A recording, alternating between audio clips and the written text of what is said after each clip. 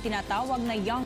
Kinontra ng batikang abogado na si Attorney Harry Roque ang sinabi ng tinatawag na young guns sa Kongreso na maaari daw maging unconstitutional ang panukala ni Davao City Representative Paulo Pulong Duterte na isailalim sa mandatory random drug testing ang mga opisyal ng gobyerno. Si Angel Pastor magbabalita.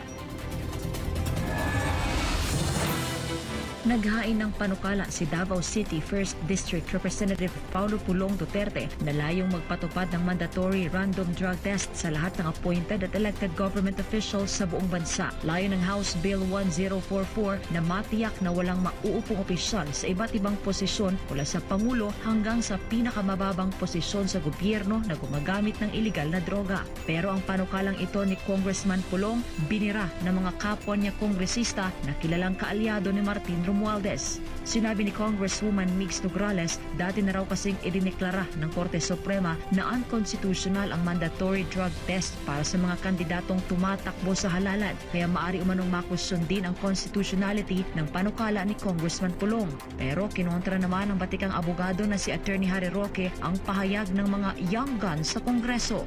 Lilinawin ko lang po ang Korte Suprema, totoo na minsan ay nagkaroon ng desisyon na hindi po pwedeng dagdagan ang mga requirements para tumakbo para sa isang public office. So hindi ka po pwede mag-require ng drug test para sa mga kandidato. Kasi nga, sabi ng saligang batas, wala na ibang requirement para tumakbo kundi ikaw ay isang Pilipino. No? Pero ang sabi naman ng Korte Suprema, kung ito ay gagawing mandatory para sa empleyo, sa gobyerno at sa pribadong mga opisina at sa ating mga paaralan, ito po ay balido.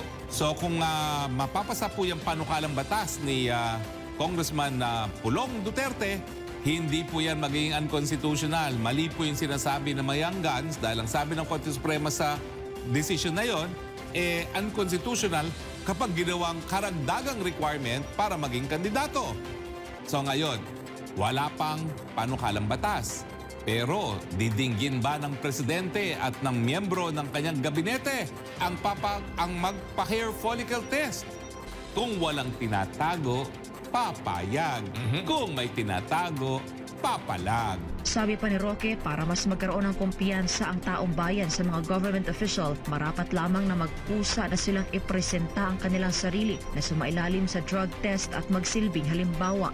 Magsilbing ehemplo ang presidente, ang vice-presidente, ang miyembro ng gabinete, ang mga kongresista at mga senador, lahat tayo magpa-hair follicle test para makita ng taong bayan na wala sa ating gumagamit na pinagbabawal na gamot, lalong-lalo na yang cocaine.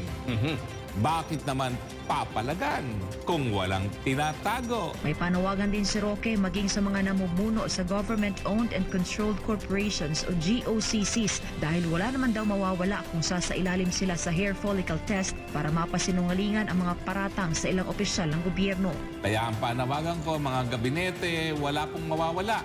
Siyempre, mga namumuno rin ng GOCC, Chairman Altenco, tayo po ay hair follicle test. Diba? Wala pong mawawala dyan sa mandatory, hindi naman mandatory, voluntary hair follicle test para magkaroon ng kumpiyansa ang taong bayan na walang gumagamit ng pinagbabawal na powdery white substance sa mga tao ng gobyerno. Para sa Diyos sa Pilipinas, kumahal Angel